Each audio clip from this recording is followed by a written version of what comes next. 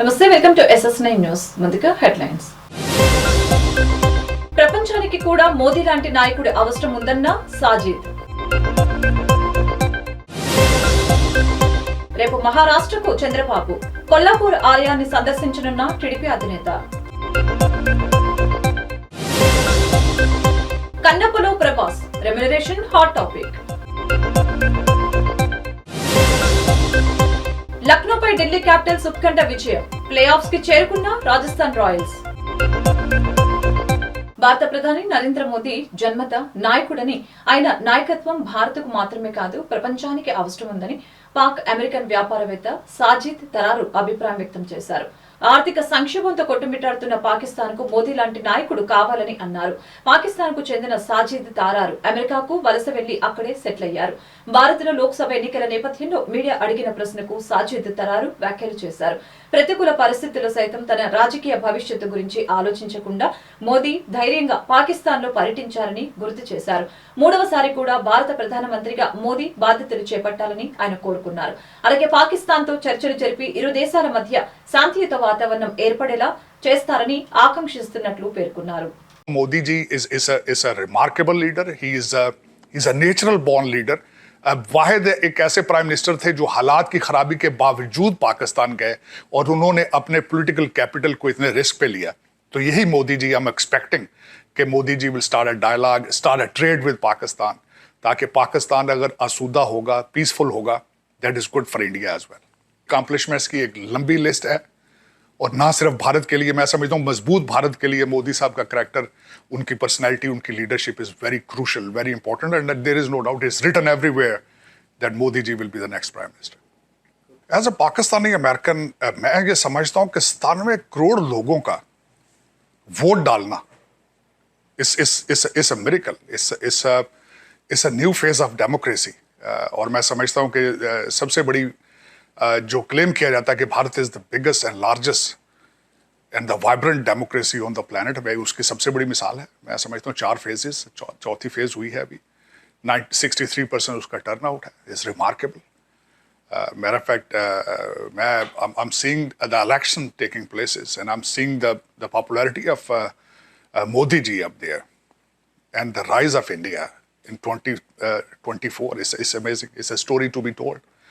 And you will see it in the future. The people will learn people will learn from Indian democracy. People will learn from the economy of India in the future.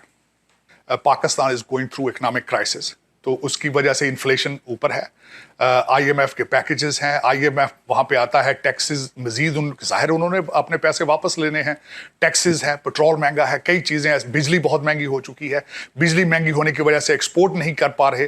तो इसी तरह के मसाइल Kashmir, POK Kashmir, उसके अंदर भी इसी तरह की चीज़ें देखी गई हैं. लेकिन वहाँ पे सबसे ज़्यादा जो जुलूस पिछले दिनों में निकले बिजली महंगी होने की वजह से, जिसको आज सुबह प्राइम मिनिस्टर शहबाज शरीफ साहब ने एक पैकेज दिया है 66 बिलियन रुपीस का.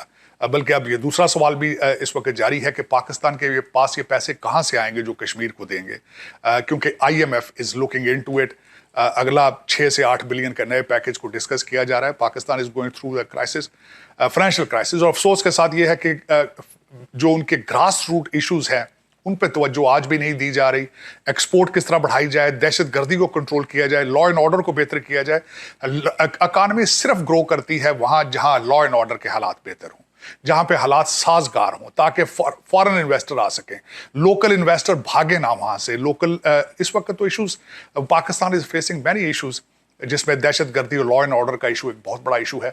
और इस पर अभी तक तवज्जो नहीं दी. अफसोस के साथ ये कहूँगा, लेकिन अल्टीमेटली पीपल, जिस तरह आपने देखा होगा कश्मीर में भी लोग जुलूस निकाल रहे हैं, पाकिस्तान के अंदर भी लोग, अनरेस्ट है, पॉलिटिकल इंस्टेबिलिटी भी है, इकोनॉमिक इंस्टेबिलिटी भी है. ये सारी चीज़ों का कम्बिनेशन है. And we wish that we get some leadership who can take us to the next level away from these all issues. Telugu Desam party అధ్యక్షులు నారా చంద్రబాబు నాయుడు రేపు మహారాష్ట్రలోని కొల్లాపూర్ వెళ్లనున్నారు.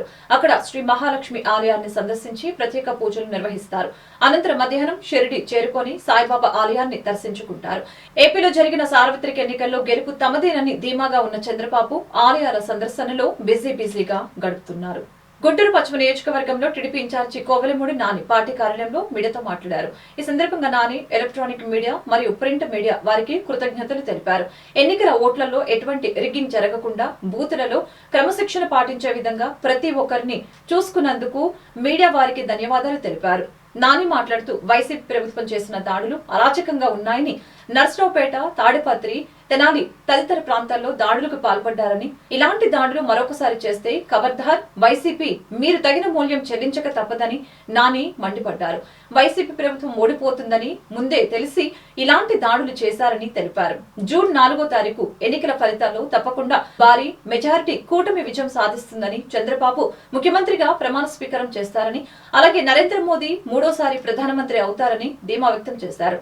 సమావేశంలో ఎమ్మెల్యే అభ్యర్థిగా గల్లా మాధవి, బీజేపీ లీడర్స్ తదితరులు పాల్గొన్నారు. ప్రత్యేక పాత్ర పోషించిన electronic media and print media వారందరూ కూడా పేరు పేరున నేను హృదయపూర్వకమైన తెలుగుదేశం పార్టీ తరఫున నమస్కారాలు తెలియజేస్తున్నాను. మీరు చాలా అద్భుతమైన పాత్ర పోషించి ఎక్కడా రిగ్గింగ్ జరగకుండా, ఎక్కడైతే వైసీపీ ప్రభుత్వం అడ్డం పెట్టుకొని నాయకులు అరాచకాలు పాల్పడుతున్నారో, బూత్ క్యాప్చర్ చేద్దాం అనుకున్నారో, ఆ టైంలో మీరు తగిన సమయంలో స్పందించి దాన్ని అడ్డుకున్న మీ అందరికి కూడా పేరు పేరున ధన్యవాదాలు తెలియజేస్తున్నాను. వైసీపీ ఈ రాక్షస ప్రభుత్వం అధికారం అడ్డుపెట్టుకొని పోలీస్ యంత్రాంగాన్ని అదుపులో పెట్టుకొని ఏ విధమైన అరాచకాలు చేశారో రాష్ట్రం అంతా కూడా చూసాం.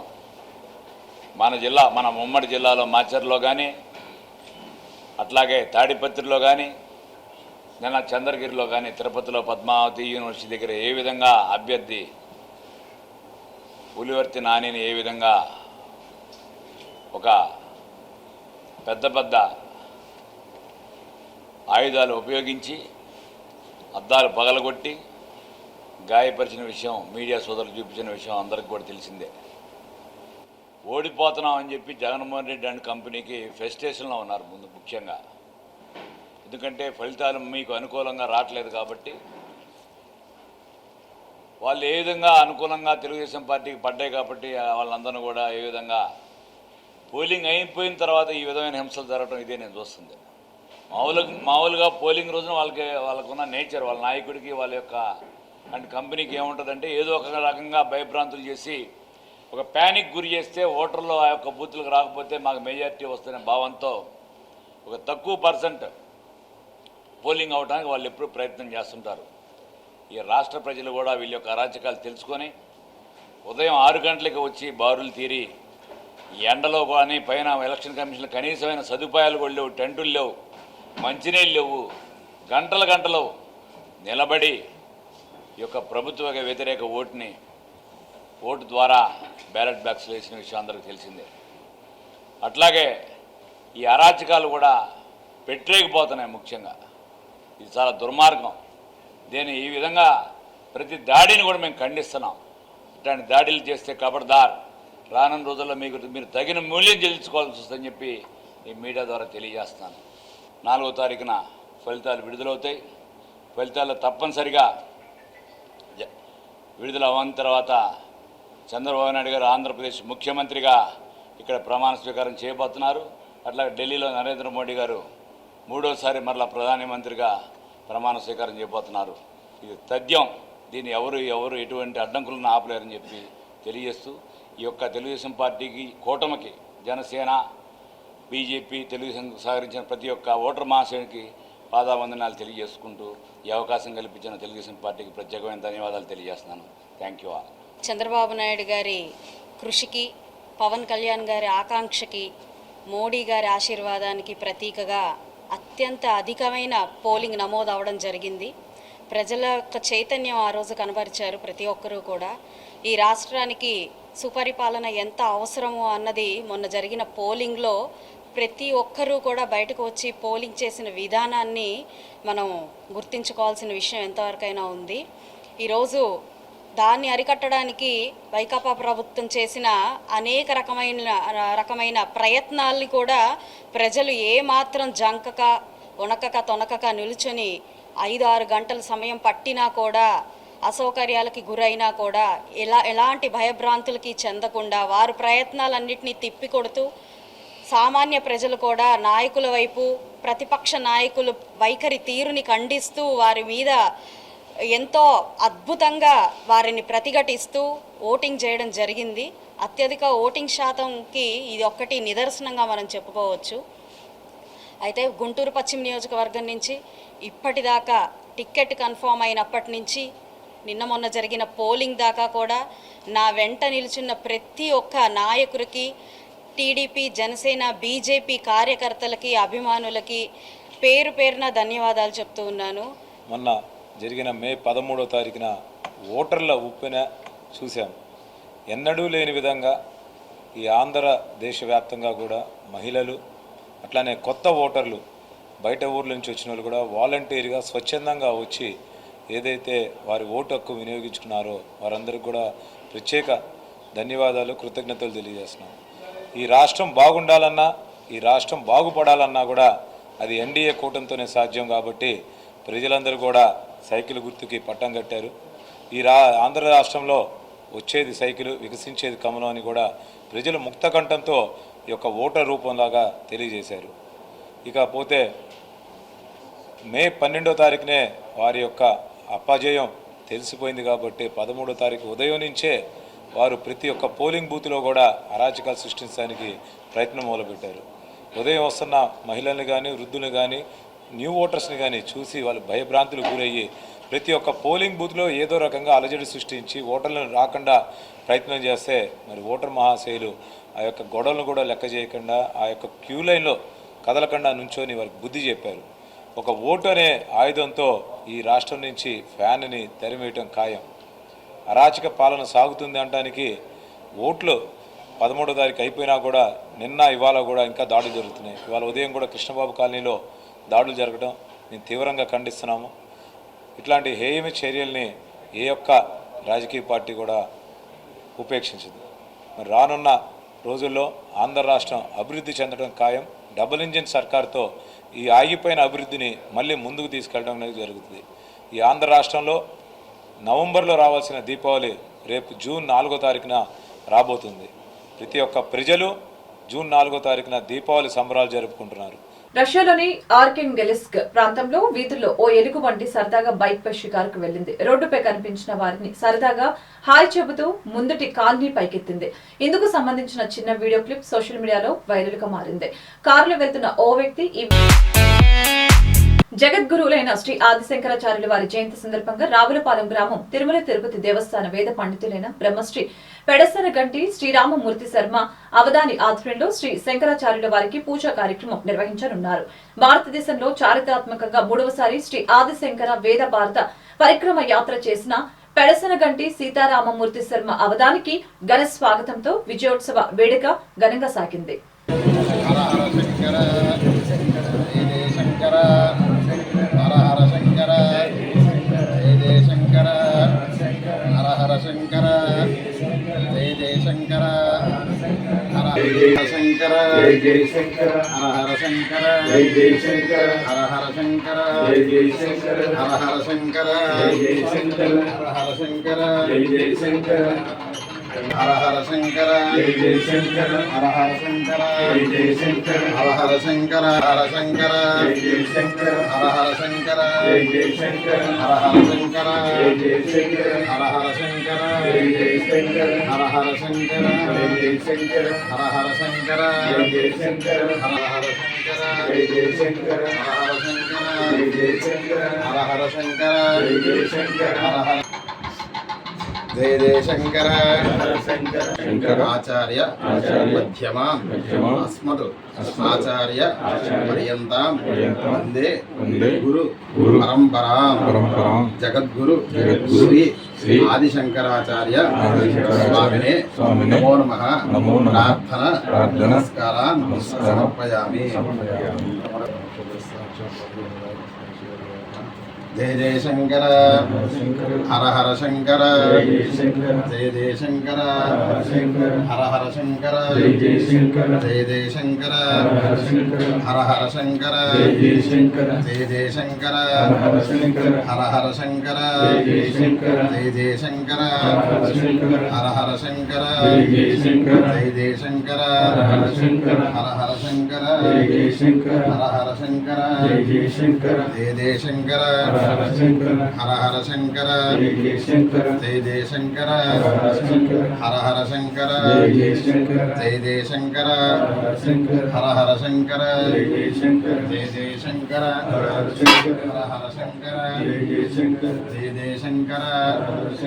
హర హర శంకర జయ జయ శంకర హర హర శంకర హర హర శంకర హర హర శంకర. ఎన్టీఆర్ జిల్లా మైలవరంలో భారీ ప్రమాదం తృతిలో తప్పింది. ఇబ్రహీంపట్నం మండలం మూలపాడు నేషనల్ హైవేలో రోడ్డు ప్రమాదం చోటు చేసుకుంది. ఈ ప్రమాదంలో ఒకదాని వెనక మరొకటి 4 వాహనాలు ఢీకొట్టుకున్నాయి. విజయవాడ నుంచి హైదరాబాద్ వైపు వెళ్తున్న 4 వాహనాలలో ముందున్న వాహనదారుడు సడన్ బ్రేక్ వేయడంతో ఈ ప్రమాదం జరిగినట్లు సమాచారం. రోడ్డు ప్రమాదం సమాచారం అందుకున్న ఇబ్రహీంపట్నం ఏఎస్ఐ శ్రీనివాసరావు సంఘటన స్థలానికి చేరుకొని వివరాలు సేకరించారు. ఈ ప్రమాదంలో ఎవరికి ఎటువంటి గాయాలు కాకపోవడంతో అందరూ ఊపిరి పీల్చుకున్నారు. తిరుమలలో భక్తుల రద్దీ పెరిగింది. నేడు శ్రీవారి సర్వదర్శనానికి భక్తులు 19 కంపార్ట్మెంట్లలో వేచి ఉన్నారు. టోకెన్ లేని భక్తులకు శ్రీవారి సర్వదర్శనానికి 12 గంటల సమయం పడుతోంది. శ్రీవారిని 75,783 మంది భక్తులు దర్శించుకుని మొక్కులు చెల్లించుకున్నారు. 35,665 మంది భక్తులు స్వామివారికి తలనీలాలు సమర్పించారు. నిన్న శ్రీవారి హుండీ ఆదాయం 3.8 కోట్ల రూపాయలు వచ్చినట్లు టీటీడీ వెల్లడించింది. తాజాగా బంగారం వెండి ధరలు పెరిగాయి. దేశ రాజధాని ఢిల్లీలో 22 క్యారెట్ల 10 గ్రాముల బంగారం ధర 68,313 రూపాయలు ఉండగా 24 క్యారెట్ల 10 గ్రాముల బంగారం ధర 74,577 రూపాయలుగా ఉంది. హైదరాబాద్, విజయవాడలో 22 క్యారెట్ల 10 గ్రాముల బంగారం ధర 68,379 రూపాయలు ఉండగా 24 క్యారెట్ల ధర 74,650 రూపాయలుగా ఉంది. వెండి ధరలు పెరిగాయి. ఢిల్లీలో కిలో వెండి ధర 90,500 రూపాయలు ఉంది. హైదరాబాద్, విజయవాడలో కిలో వెండి ధర 91,000 వద్ద కొనసాగుతుంది. నిన్న అనూహ్యంగా లాభాలతో ముగిసిన దేశీయ స్టాక్ మార్కెట్లు నేడు స్వల్ప లాభాలతో ట్రేడింగ్ కొనసాగుతోంది. ఈ క్రమంలో సిప్లా, భారతి ఎయిర్టెల్ కంపెనీల షేర్లు ఫోకస్ లో ఉన్నాయి. నేడు ఉదయం 9:35 సమయంలో బెంచ్ మార్క్ సూచీ సెన్సెక్స్ 72 పాయింట్ల లాభంతో కొనసాగుతూ ఉండగా మరో కీలక సూచీ నిఫ్టీ 36 పాయింట్ల నష్టంలో ట్రేడింగ్ లో కొనసాగుతోంది. ఇదే క్రమంలో నిఫ్టీ బ్యాంకు సూచీ మాత్రం 11 పాయింట్ల స్వల్ప నష్టంలో ట్రేడింగ్ కొనసాగుతుంది. ఇదే క్రమంలో నిఫ్టీ మిడ్ క్యాప్ సూచీ మాత్రం 418 పాయింట్ల భారీ లాభంతో ట్రేడ్ అవుతూ ఉంది. కన్నప్ప సినిమాను వివిధ భాషల్లో పాన్ ఇండియా స్థాయిలో విడుదల చేయాలనే ఆలోచనలో ఉన్నారు. అలాంటి ఈ సినిమాలో ప్రభాస్ మెరవనున్నారు. ఆయన ఏ పాత్రలో కనిపించనున్నాడు అనేది ఆసక్తికరంగా మారింది. ఇక ఈ సినిమా కోసం ప్రభాస్ తీసుకున్న పారితోషికం ఎంత అనేది హాట్ టాపిక్ గా మారింది. ప్రభాస్ కి ప్రపంచవ్యాప్తంగా ఉన్న ఇమేజ్ కి తగ్గట్లుగా ఆయన ఎంత తీసుకుని ఉండవచ్చనే చర్చలు నడుస్తూ ఉన్నాయి. ఈ ఊహాగానాలు రోజు రోజుకి పెరిగిపోతున్నాయి. ఇన్ని కోట్లు అని చెప్పుకుంటున్నారు. అయితే ప్రభాస్ అసలు ఈ సినిమాలో చేసేందుకు పారితోషికం తీసుకోలేదని సమాచారం. కేవలం మోహన్ బాబు ఫ్యామిలీతో ఉన్న సాన్నిహిత్యం కారణంగానే ఆయన ఇలా గెస్ట్ రోల్ చేయడానికి అంగీకరించారని చెబుతూ ఉన్నారు. ప్లే ఆఫ్ అవకాశాలను సజీవంగా ఉంచుకోవాలంటే తప్పక గెలవాల్సిందే. మ్యాచ్ లో ఢిల్లీ క్యాపిటల్స్ ఉత్కంఠభరిత విజయం సాధించింది.